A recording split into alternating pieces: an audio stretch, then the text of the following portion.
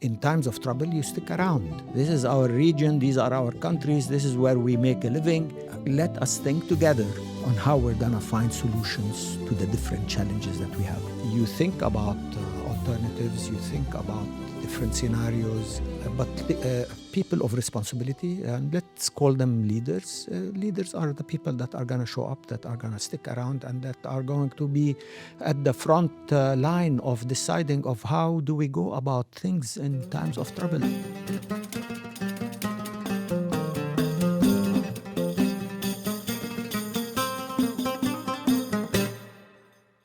So Fadi, it's a great honor and a pleasure to be here with you today. For those of you who do not know Fadi, I don't know which stone you've been hiding under. So obviously, thank you. Pleasure. The pleasure is mine. Fadi, you've been an inspiration for me, a mentor in many ways. You are the godfather of entrepreneurship in the region, both having been one of the most successful entrepreneurs in the region, as well as investing in and supporting so many entrepreneurs. Right. And I guess I want to start with the obvious. We're here today. It's March 9th. We're filming in Dubai, and we're in the midst of a war that was started on the 28th when the US and Israel decided that they would bomb Iran. I'm going to stay away from the political. Right. But given that you do have a stake in so many different businesses in the region, and you sit on the board of them, how are these businesses reacting, and how are you advising them to react at this stage? Thank you, Rabea. It's really a pleasure to be here.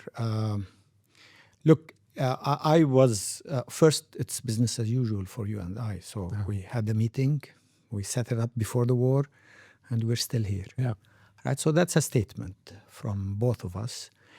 And it's a statement that I've always made for everyone that has been involved with me over the years in my work, in my business, in my life. So in times of trouble, you stick around. I mean, you don't go away.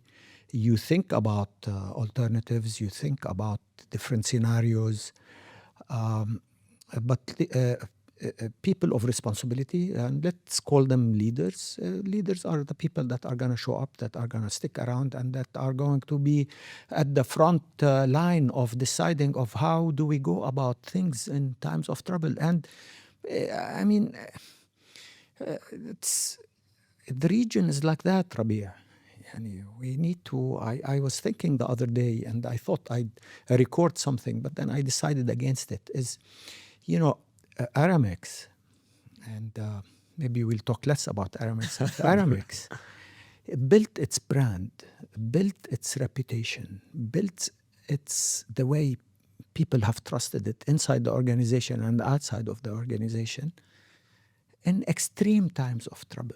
So, this company was built 44 years ago when the Iraq-Iran war was still going on, when there was a civil war in Lebanon, when there was an intifada in Palestine, and so on and so forth. I don't need to give you the history of the... Yeah. And I was thinking about it. What did we do? And I said, if we didn't show up, if we didn't take care of our people, if we didn't continue serving our clients in their worst times of trouble, between East and West Beirut during the civil war of Lebanon, we were connecting the cities.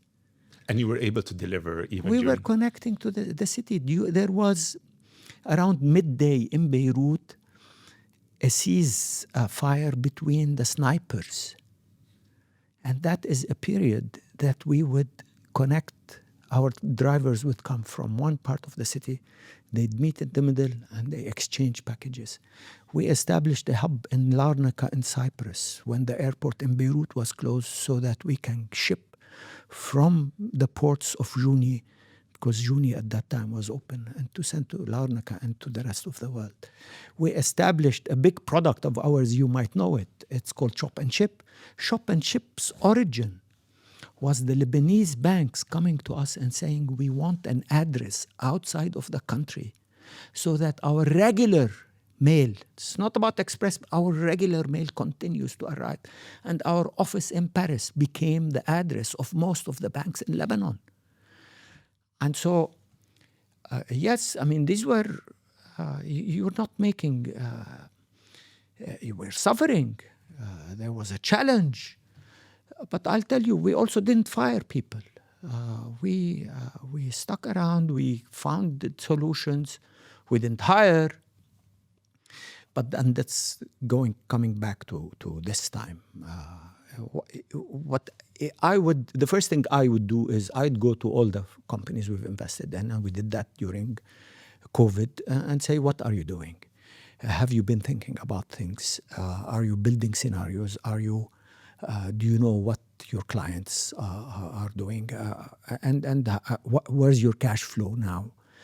Do you want help? Do you want us to have a discussion about how we can help you build your scenarios and think about it? And I'm doing that right now. I mean, and I would say that the companies from the region and of the region, and the people from the region and of the region, Rabea, and I'm making a big statement here, are not packing their bags and leaving. We're not going anywhere. We're sticking around. This is our future. We've learned many lessons of packing our bags and leaving, specifically, from the Palestinian story.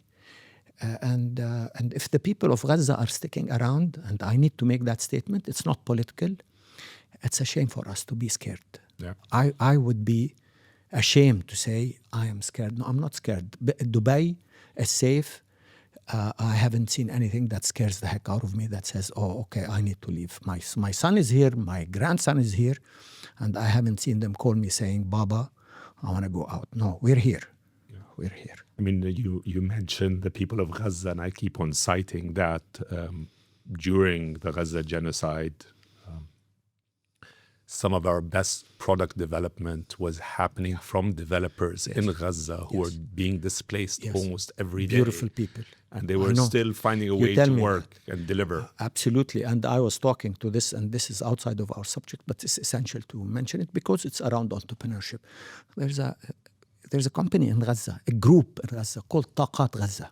You probably heard of them. So this guy, Sharif Naim, and his partner, who were part of Gaza Sky Geeks a long time ago. I had met them maybe 15 years ago. And they popped up right after on my screen, not during the war, right after, on an email. Anyway, so we reconnected. And they've built this incredible co-working space. They have solar panels, and they're connected to the internet, and they have 300 people, men and women. It's a not-for-profit, Rabea. He just provides the desk, and these people that are doing outsourcing work are sticking around. So back to your question.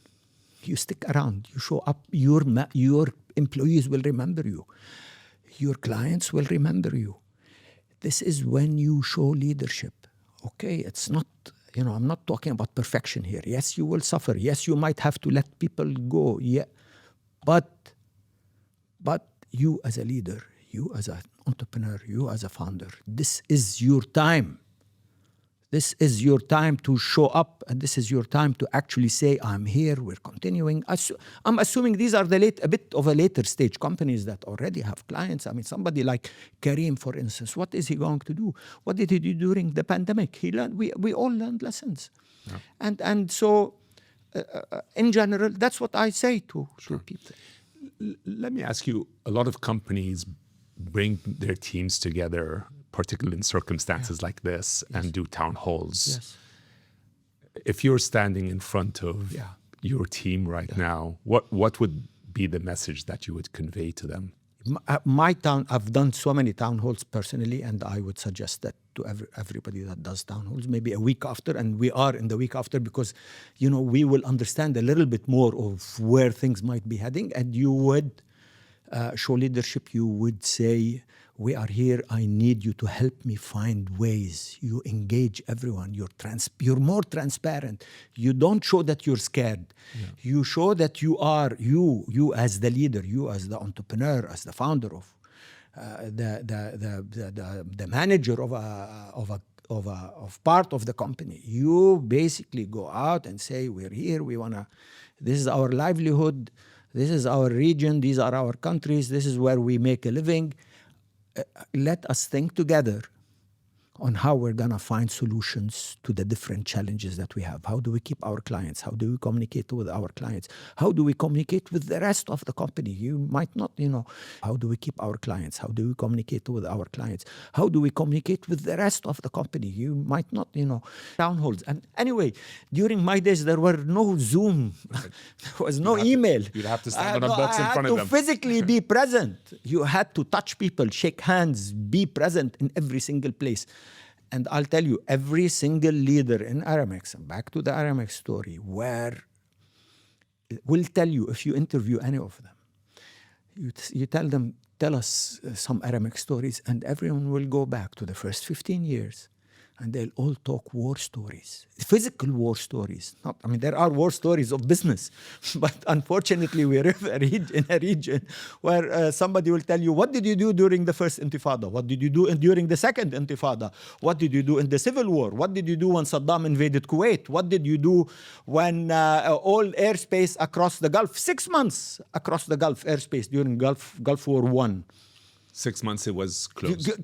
No fly zone. We're not there yet. Emirates Airlines flies. So I'm saying to that this is, and these war stories give such incredible trust between the people that are inside the organization and your clients. And I remember that some of our best clients that did not use us before, when we were a small company competing with DHL, I remember, bless his soul, Khalid Shuman, he was vice president of the Arab Bank. And the Arab Bank I would beg for them to give me business. And they would never say, you can't be as good as DHL. We're a bank, we can't risk During the Gulf War I, Khalid Shuman calls me to his office. And I said, oh my God. He says, we have magnetic tapes. We need we're doing our backups at night. I need you to find a way to get them to Dubai every single night, because this is the information of our clients. And we did it. Amazing. And that created trust. Trustworthy. Right. The banks in Lebanon stayed with us for years after the civil war, because they said, this is a company that sticks around. So that's the dividend. And that's my message. That's my message to everyone, right? Watch out for cash flow. Make sure you don't go panic. Don't go firing the first minute you hear there's a problem. Don't pack your bags and run away from the region, because the region will remember it's the people that stuck around. Resilience has its dividends, and if you stick around, yes, you will be stronger, and you will be able to. Rabea, this is the old story that says, a captain of a ship in smooth water. Yeah. Has no idea how to be a captain. You are a captain and a leader when the sea is extremely rough. Yeah. And that's when everybody will recognize. Sure. Because if you can't, somebody else is going to tell you, please step aside, I want to help you here. And you want to do that? If you want to do that, then you will personally know. You are going to be tested. The best test for you as a person and as a leader is how do you react in times of trouble.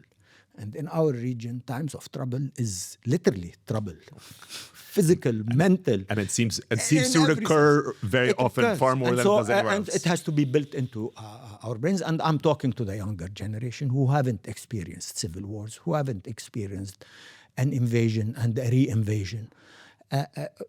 Look, there's 400, I don't know, how many are we? 400 million people. We're not going away anywhere. And we have to find ways to, hopefully we get peace, and hopefully we don't have to face these things again.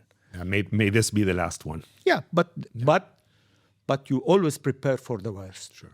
Always prepare for the worst.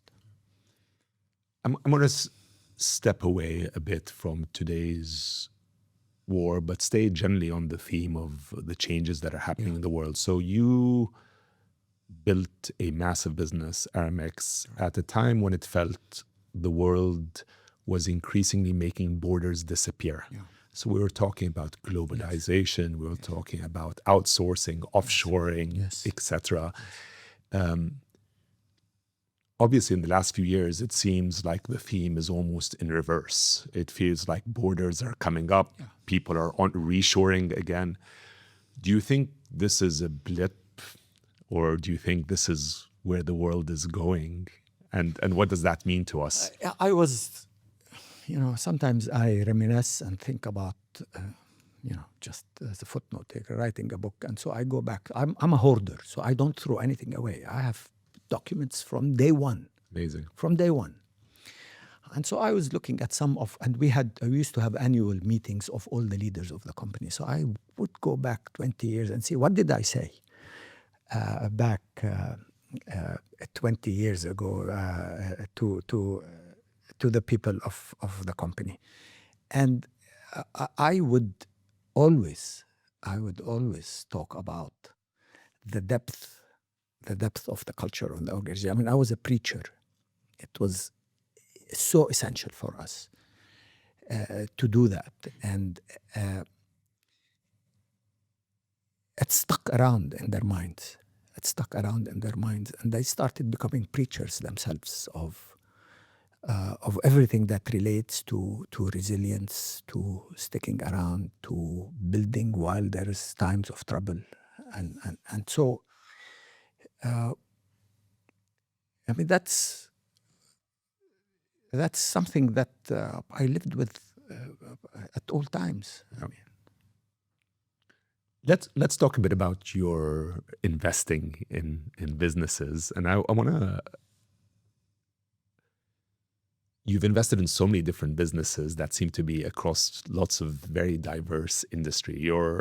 Anyone who meets you within a second finds out you're a super passionate person who has very strong beliefs and conveys them very clearly. When you look at investing, what are you looking at? So when you decide to invest in a business, is it about the business? Is it about the person? Is it about the market? Or is it about the gut feel that Fadi sees this person, gets excited, says? I'm a gut investor, Rabea. I am, unfortunately. Because then I make mistakes when there are gut investing. But because we're early stage also. Yeah. And gut investing means how analytical is the process? Or is it if you like the idea and the person, you say, this makes sense to me and the price is right, let me jump into it? Yeah, I mean, you were going to look at valuations, you're going to look at the character of the individual. I mean, gut means, I need to sit with Rabea and feel Rabea, understand him. Is he committed? Is he serious? Does he understand his market? Does he know how to build a business? Does he know how to scale a business? Does he know how to think about cash flows? Does he know how to go to market? Does he know how to build a team? I mean, all of these things are essential. And so how you answer these things is and we have to be we have to be interested and think that the market that he or she are solving for have size, right? But it's not necessarily that you're looking at a particular theme. Like I'm interested in classifieds or e-commerce or maybe in the beginning fintech. we were saying e-commerce. For instance, back to your story on globalization. I mean, we are. I wouldn't touch delivery businesses. And why? Again, I missed answering your original question because it slipped my mind. It's yes or no, yes and no. So the market has become completely commoditized because of e-commerce. And that globalization is actually worse than before, meaning it's much more open because now you're buying stuff from China, you're buying as a consumer, right? And the markets and e-commerce companies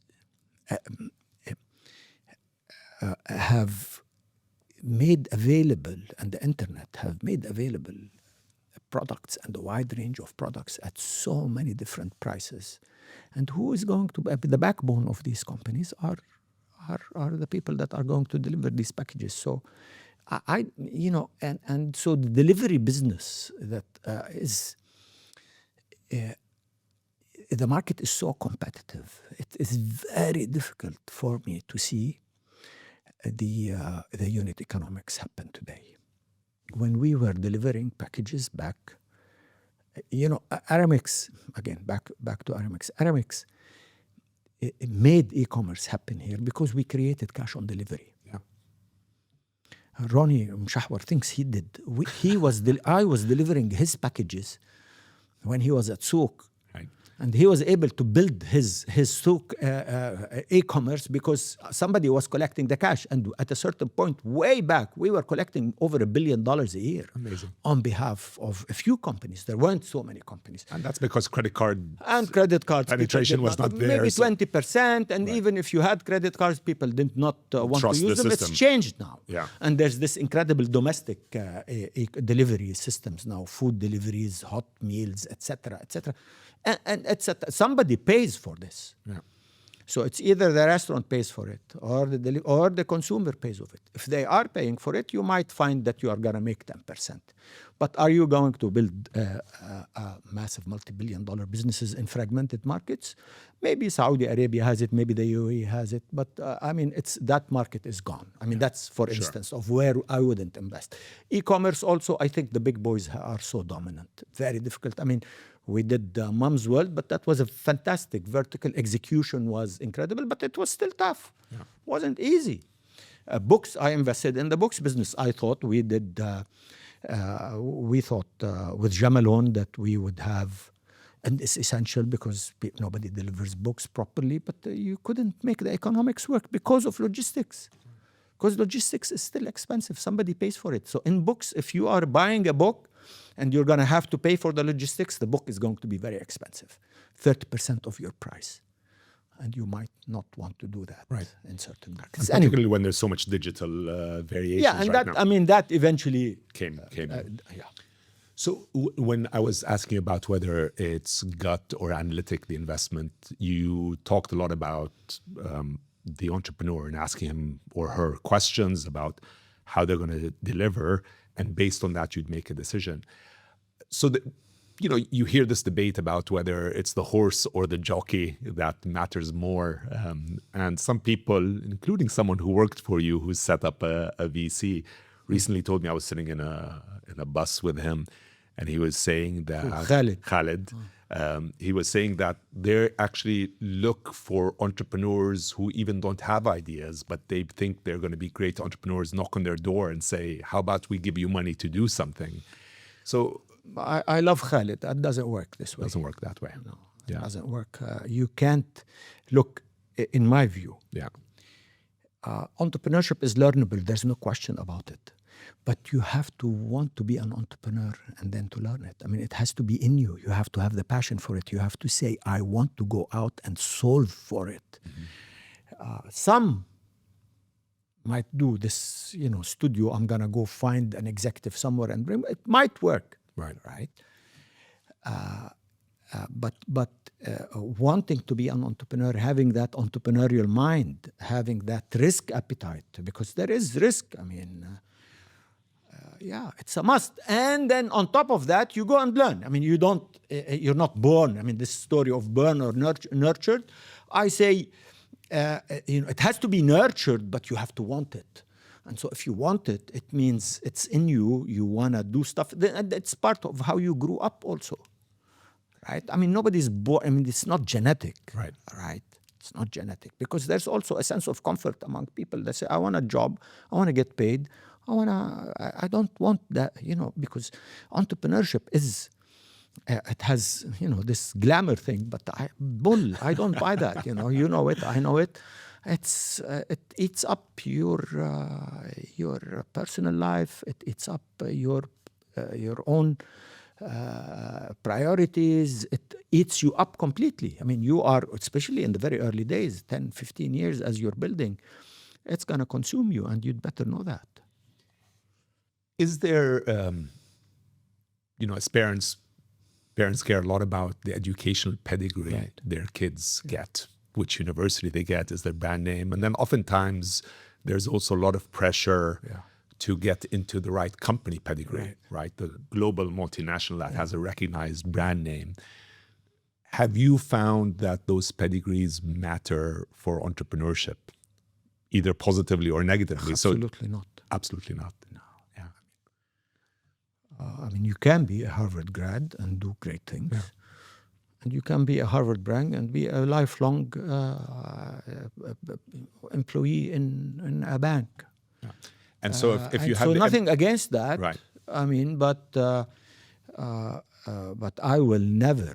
I'm not interested. In fact, I'll tell you, and I'll be controversial here. I might worry if a Harvard grad comes and pitches something for me, because they have this arrogance about them that I dislike. Meaning in how they think they're smarter than everyone. So they're not smarter than anyone else. They just got into Harvard. Right. I'd rather have a street smart guy that has a degree from Jordan University or American University of Beirut or American University of Sharjah. Nothing against them. They're great universities, but they're universities from the region. They understand the region. And if you grow up in the region, you'll know its challenges and you'll be able to build. So anyway, that's my view. And the old story is the C students end up hiring the A students to work for them. How about, so, you hear people also talk about being too young to be an entrepreneur, being too old to be an entrepreneur, having too many responsibilities to be an entrepreneur. Are there rules or are there certain guidelines, or you feel it's... Sam Walton was in his 50s when he built Walmart. I didn't know that. Yeah. Yeah. He was in his 50s. It's amazing. Given this came to mind immediately because a long time ago, I didn't go to business school, right?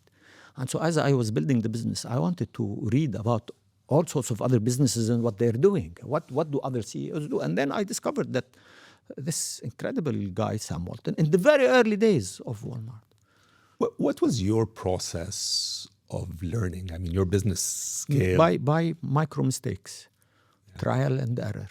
But the ultimate entrepreneurship story, the scientific method. As you try, eventually it will work. To what extent were external advisors or mentors a part of your story? And in internal and external. Okay. So I was lucky, and I always talk about this. I was lucky that, and luck plays a big part of where you were born, who you were born to, and the period that you were born in, right? Matter in what you're doing in your life. If you're born in Seattle and your name is Bill Gates and you have America as your market, that's automatically... If you're born in Gaza, we know what happens. Yeah. And so we need to remember that luck matters. And during the early days of Aramex, Trans-Mediterranean Airlines, which was one of the largest cargo airlines in the world, it was based out of Beirut. Incredible company. But somebody needs to put that story properly. It's amazing because it's a name that people don't recognize now. So TMA was legendary. It was the first airline in the world that used to take cargo around the world in one. They connected based from a hub of Beirut. It would connect Japan during the very early days when Japan was the queen of producing electronics and shipping all these electronics. They built an around-the-world network of cargo freighters. Fantastic company.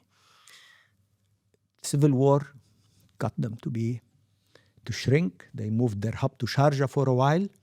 People don't know that. And they eventually vanished. What happened when companies like this with incredible talent happens? A talent pool popped up.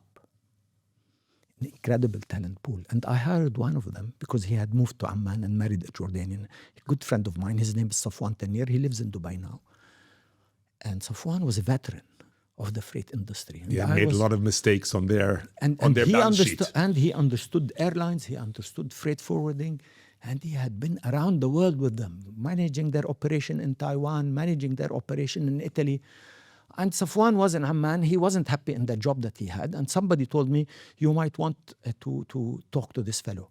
And that was 3 years into the Aramex life. I was building the express business, and Safwan came into my life and taught me all sorts of lessons about the freight business in the world. And then he connected me to a massive talent of his colleagues that had left their jobs or were looking for new jobs. And I had this incredible pool of people who were ready to hit the ground running as Aramex was growing. I obviously had my father as as a mentor if he had time for me. I mean, my father was an airline person, as you know, and he was a person that understood politics very well. He was in the heart of politics of Lebanon and eventually in Jordan. And that also was a great learning for me, understanding the complexities of the politics of the region, which benefited me tremendously over the years. And he was a resilient man that stuck around because he was we lived in a house that had insecurity in it, because my father in his early days, I mean, not many people know that, was part of a political party in Lebanon, and he came to Jordan as a political refugee. And so that sort of defines, that is our psychology. And so back to risk, back how you grow up, how you think about the challenge in the world. I mean, that's how it is. And so he was absolutely a mentor, but there was mentors inside, there was mentors outside, and you have to have mentors. You don't need to go and say, I want you to be my mentor.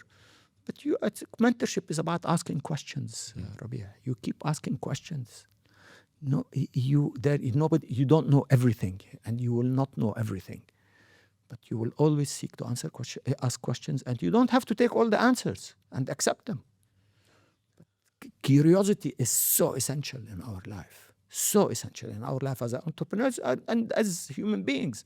But specifically as entrepreneurs, the most important thing for us is to stay curious all the time, understanding other industries. Don't have this blinkered view, only looking at your industry, because something from another industry is gonna blow you out, like email suddenly demolishes package delivery of letters, right? And I think wisdom is, as you get more successful, to keep that curiosity, because it's so easy for people to come and make you feel very special, where you're giving everyone advice and you stop learning. And curiosity is a way to always, inside your organization and outside, to basically make a statement that says, we don't know, right? I mean, again, questions, curiosity, and everybody needs to think differently about everything that they're doing as the world moves so much faster. I mean, with AI now, you'd better be asking questions every single second in your mind, and you'd better be worried. I mean, there is no question about that. But again, this is born in curiosity. If you want to be a sustainable long-term operator, if you want to hit and run, then entrepreneurship is not for you. So you're one of the very few entrepreneurs in the region who managed to take a startup, scale it globally, and then list it. And in fact, you listed it in twice, multiple markets, both in the US and in the UAE. I've spoken to multiple entrepreneurs and there are not many of them, but who have had the chance to list. And most of them express a certain sadness about having listed, that their baby was no longer their baby, that the culture of the organization changed, that for them they lost a certain aspect of meaning in their lives. In fact, one who became very successul and very, very wealthy, I remember, said it was the worst decision of my life, which I found very interesting. They had a lot of sadness about it. What's your sense of how that journey was for you? Was it an inevitable part of your growth, or? Doing the first IPO was not planned, right? I mean, it was a last-minute decision because we were trying to raise money in the region here. Very small company at that time, Rabea, so that we don't make a big issue out of it. But people said, you're not going to make it. Why would I? I mean, if I was in 1995, 1996, if I had come to anybody, I said, I'm building, here's Aramex. It was about 14 years old, and say, I'm struggling. We were breaking even, but not a growing top line, but breaking even. It would have taken a gutsy person to say that you're going to be able to compete with DHL. Yeah. Right. But remember, at that time, FedEx was not around and UPS was not around. I was delivering all the FedEx packages. They were not around in the region. They were around globally. Yeah. They were around globally. Yeah. They were our role models. Yeah. But I used to do all the deliveries here, FedEx. But we failed. And we said we needed money. I mean, we were not fundraising to sell anything. We needed money to grow the business and to stay alive and to compete. And so my partner, Bill Kingston, he's no longer with us. He said, let's do NASDAQ. And we did NASDAQ. For me, Aramex today, I hope the current owners will take care of that company. And that's a message to them. But Aramex today does $1.7 billion of revenue still. Growing, still growing. Maybe not as profitable, but still growing. Amazing. Which means there are clients that want to use that service. Yes. As a product of the discipline that going public gave us. It was incredible learning on NASDAQ. I don't know if I'll do it again from today because the laws changed.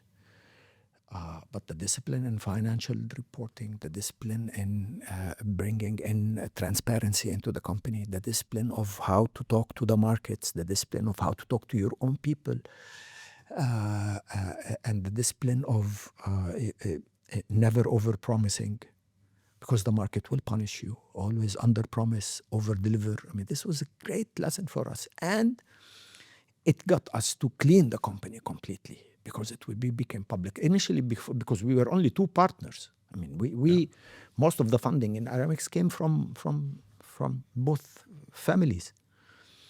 And so to have an external partner, eventually for us, meaning investors.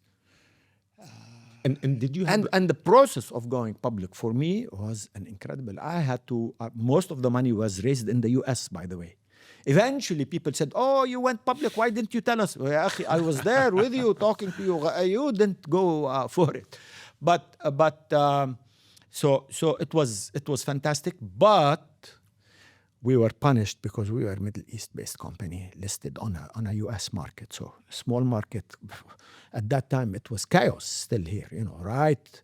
Right after the Americans got Iraq out of Kuwait, there was a bit of euphoria because, Americans were coming back to rebuild Kuwait, to rebuild it. I mean, Europe, you grew up here, obviously.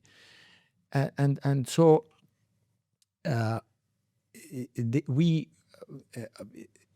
investors, yes, gave us money initially, bought the story. But every time something happens, they run. Because unfortunately we were always defined by wars or terrorism, and then eventually 9/11 happened. Did you have a vision back then? You talked about it being a small company that needed capital, and that was the primary motivation. Yeah.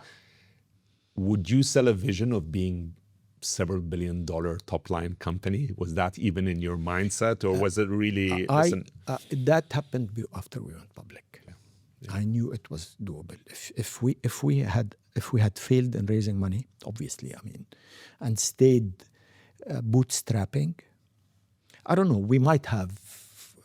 I don't know. Who the heck knows what would have happened? But the NASDAQ offering for us made us a reputable global company that was trusted by clients, trusted by banks, trusted by employees, trusted by the general public.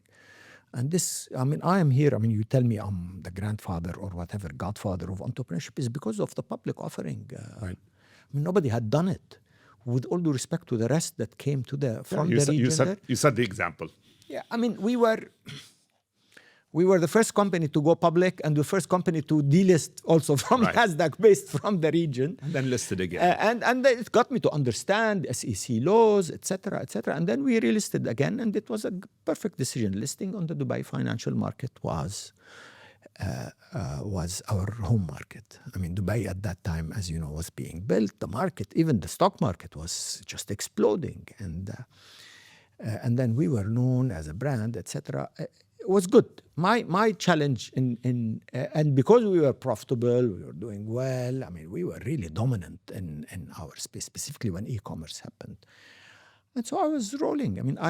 So no sadness or sense of loss from having gone public. But I didn't lose control either, because when we were at NASDAQ, Bill and I, my partner and I, were still majority. We appointed all our board members, and when I was when we were listed in Dubai, I was the largest shareholder, but not a majority shareholder. Because the shares, maybe this was one of the first companies, Rabea, that was democratized in its ownership. There was one big owner, myself, but when we did the public offering, we went very wide. Amazing. Nobody picked up more than 1 or 2% of the company. Nobody. And our investor at that time, Abraj, exited. That was their exit.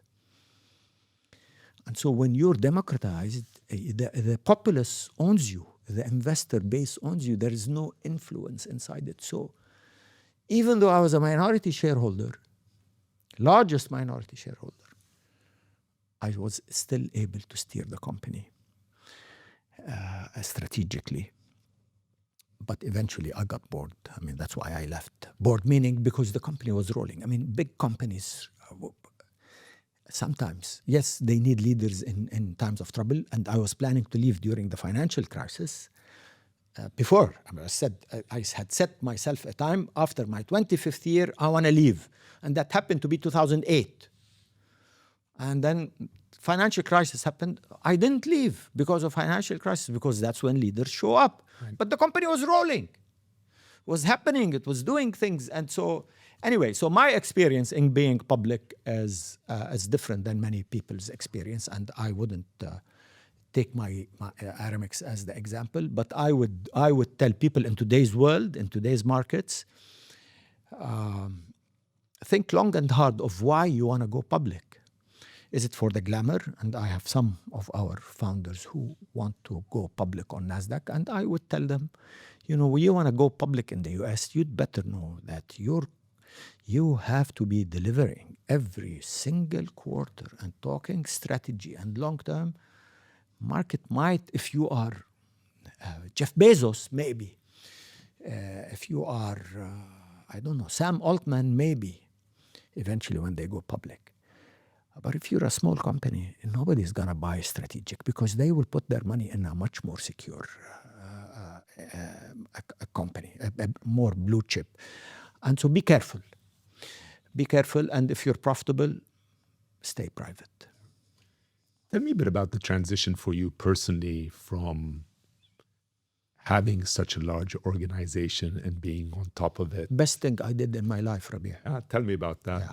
I mean, I'm a bit sad for Aramex sometimes to see some of the things that are happening there. And I don't want to get into that because I'm outside and I left voluntarily. But leaving a big company for me was a blessing. It was not easy managing. I mean, because even though the company was doing very well, but being public, having, 20,000 people working for you and really not challenged enough for me because I felt, we were already a global company. We've done all sorts of things. And 30 years of being a CEO of a company and founding up, it's not, and all my wealth was there, I have to tell you. I other than Maktoub, which was fantastic. Maybe my first money that I made of substance was Maktoub. I also felt that I needed to go and find before it gets too late. And very important that, that I had spoken at length over the years to my senior leadership is that I will be leaving and you will be taking over. And it's not a family business. My sons are not going to be in the business. And you are going to be, one of you will become CEO of the company. And so it's a well-known story. 3 CEOs passed through Aramex in the past 15 years, 14 years. All of whom had worked with you and all of whom you had raised in the all company. were there 20 years and more. Or started as juniors. And all grew in the company. And all were CEO caliber. Depth. And that's what we are always telling our investors. Depth. The company can survive after the founder leaves. And that's, the proof of it is that the day I left, and because we had communicated well with our investors, because the transition was done so nicely, The day I left, nothing happened to the stock. Maybe it went up also. Right. I'm going to go back to what it meant to you personally, because there's a sense of meaning, obviously, from standing in front of thousands of employees, global, being up there, speaking to stakeholders all around the world about what needs to happen. In many ways, you're the center of multiple circles of action. And then, obviously you transition to Wamda, which does great work, but it's a much smaller organization. 10 people. That's fantastic. To what extent do you still feel that part of you is fulfilled, that sense of... Completely. Completely. And as you know, I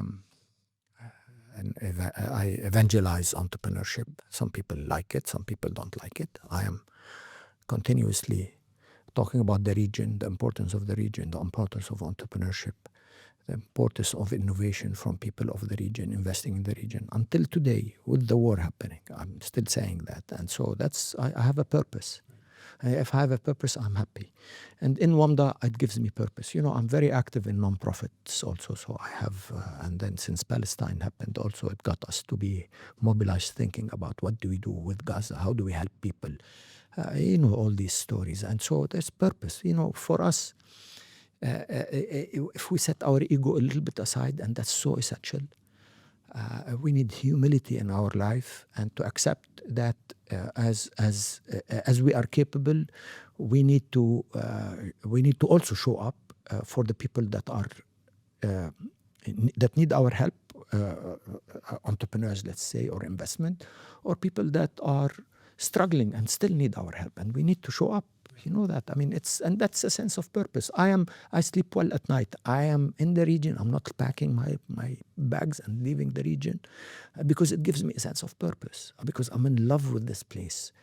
And this is our place. I mean, I feel it's not about patriotism. I mean, it was just, this is our people. Right. You can't invent other people to become part of. These are our people.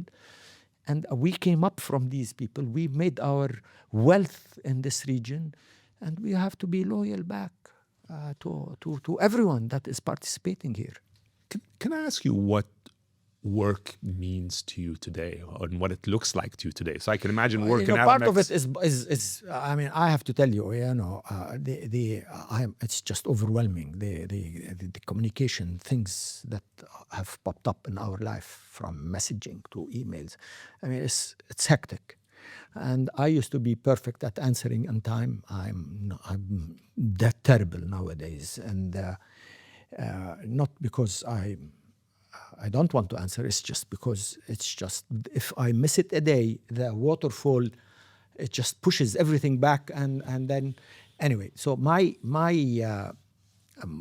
work today is I work 8 to 10 hours a day, if you want, from a time-wise. But I'm extremely disciplined about my health, about my sports. I don't miss a single day of physical, I mean, serious gym activities. And at night, I sleep early, Rabea. I dumb myself watching the silliest series on TV. Silliest series, but they relax me. And is work today financial return? Is work today... Look, I mean, when you invest, you're not investing to have fun. I mean, you invest to make returns. But am I seeking to is maximizing my financial returns a purpose? It's not a purpose. Preserving is much more, and participating in the new economies is a purpose. Will I make money out of it? I hope so. But I have no ambition to buy a plane, buy an extra car, buy an extra house. I am comfortable where I am. Yeah. And I want to make sure that whenever I leave, I leave something intact for the next generation and the ones after. I mean, it's simple stuff, I think. And I guess related to that also, and I'm looking for a bit of a journey, is how has your hunger, that entrepreneurial hunger, the hunger to learn, the hunger to achieve, changed over time? Do you feel It has changed. It has changed. So I have no interest in building a business, for instance. I mean, I feel I am participating in building many businesses, but I am not the sole decision maker or even the decision maker. And I'm happy with that, Rabea. I don't want to start a business again. Anyway, I am in the last third of my life, and I have to do other things. I'm much more interested in finding ways to in the philanthropic world and supporting people that are less lucky than we are, specifically in our region. So our region, meaning, I mean, this is all our region, but in where there's much more suffering in Palestine, in Jordan, in Lebanon, eventually in Syria. I mean, these are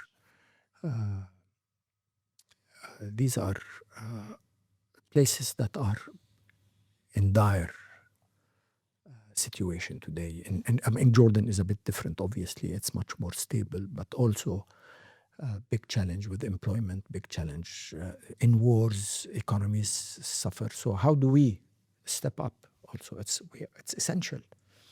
How do we continue investing despite these wars? I mean, this is a statement, and it's purpose also. And if I wanted to maximize my financial returns, I wouldn't be in the very early stage investing. Yeah. I wouldn't be a Series A or a Series Seed investor, because if you look at it, I mean, there's so much loss of capital, but there's returns also. Sure. But it's riskier. It's not where you're gonna just do the secure stuff.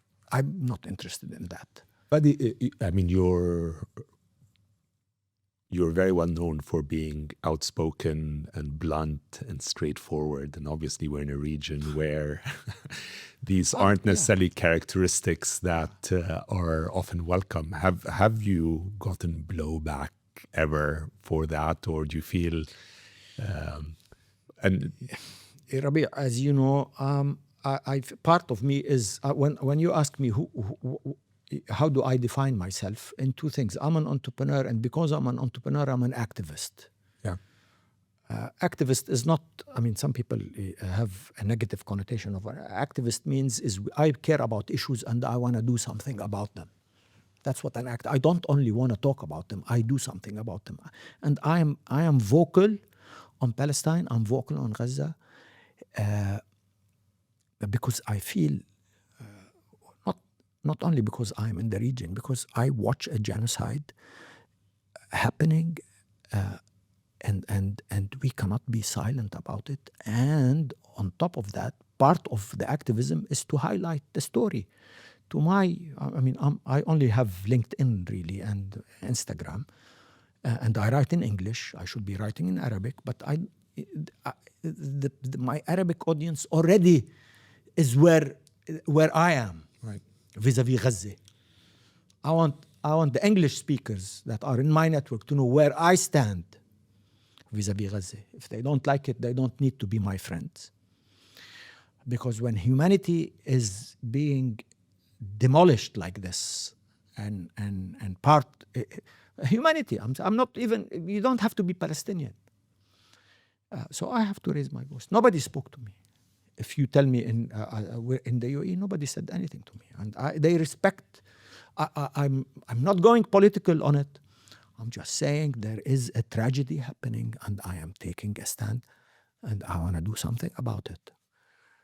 Something about it meaning helping those who are homeless, food, medical stuff, stuff like that, and many other issues. Sure. You know, in my early days in Aramex, I was very, very vocal about liberalization of the economy in the region. In the UAE, I was vocal about saying allow for 100% ownership of companies in the UAE. It's essential for you to get foreign investors. And you think UAE doesn't like people that are voicing stuff. I'm respectful because, this is a country that has been good to me.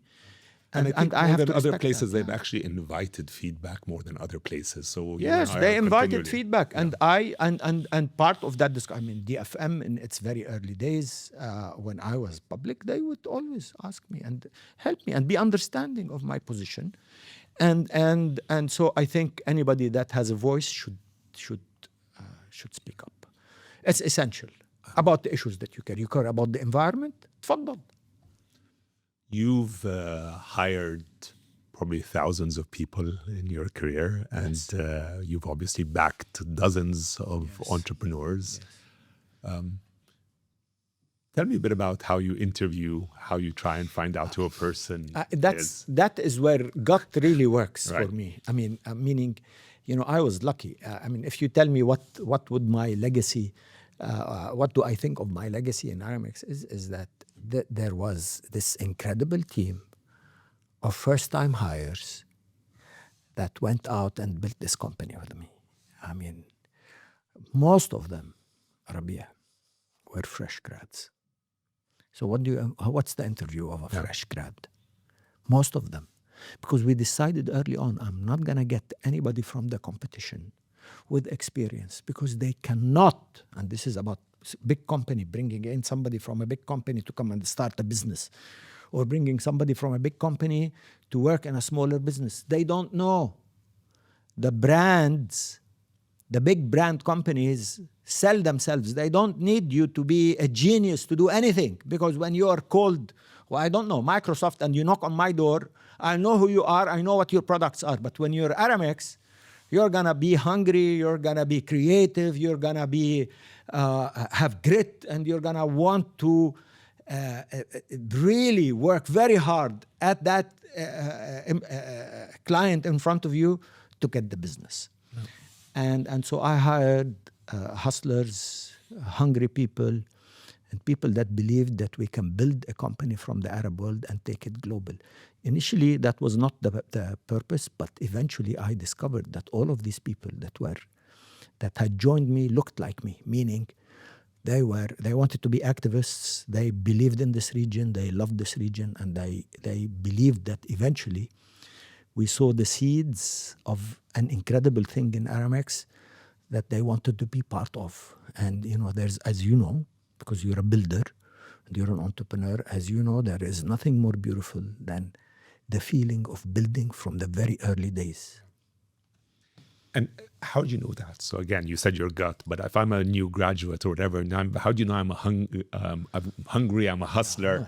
Was there Because in Aramex we were hiring so many people, we also lost a lot of people, right, because the hungry ones stuck around. Yeah, and you will, I mean, depending on in today's world, it's very difficult. I'll tell you, I mean, 21st century, the first quarter of the 21st century, the younger generation is very savvy. They get bored very quickly. They want to jump around. They want to I understand that. I mean, it's an ADHD world, right? You talk to people and say, "Why are you leaving?" It has nothing to do with you. I just want to do something else. I got bored here. And so it's a bigger challenge, I must say, to a lot of the founders here, that they're either recruiting good people or getting them to stick around for a while. But also I would say maybe, and this is something I think about a lot, is maybe that's healthy. The ability to build into your, and I tell many entrepreneurs, build into your strategy of hiring that you're going to lose a lot of people, so you're going to continue to be interviewing. I mean, that's your business. I want to continuously be interviewing people, because eventually from those 10, let's call them like a startup, right? You hire 10, 2 are successful or 3. You have to have that process so that you don't, you never say, I have enough, because you never know who's going to pop up. So always, if somebody knocks on your door, interview them, because they might have this incredible thing in them that you want to have inside your company.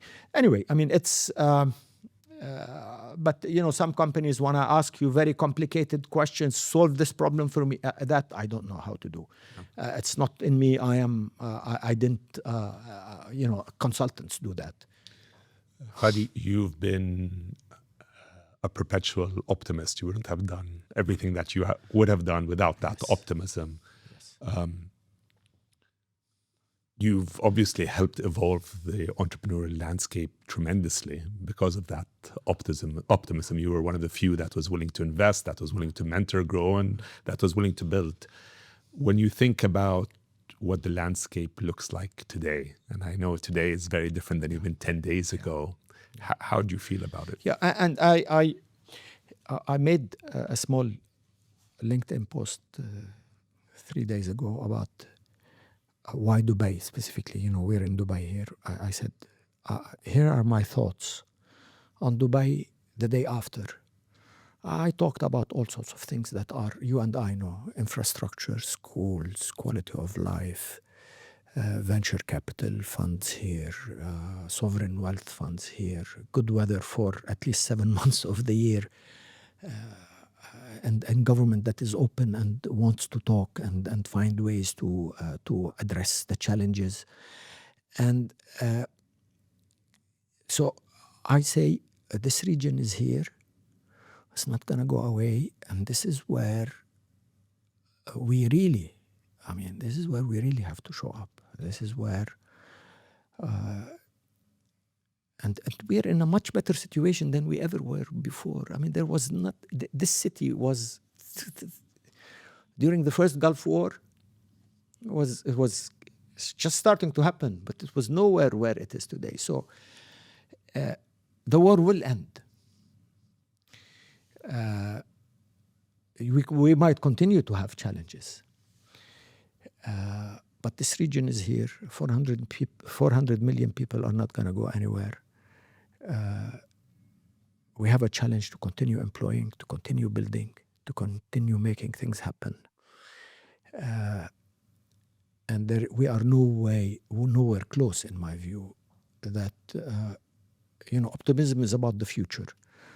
Not to be optimistic eventually. It is, you just have to be patient enough and accept this as part of your learning. A crisis, don't lose a crisis in what you can learn from it, about yourself, about the region you live in, about the people that you work in. This is where you know when everybody is stressed, you will know what their characters are and benefit from it and, show up.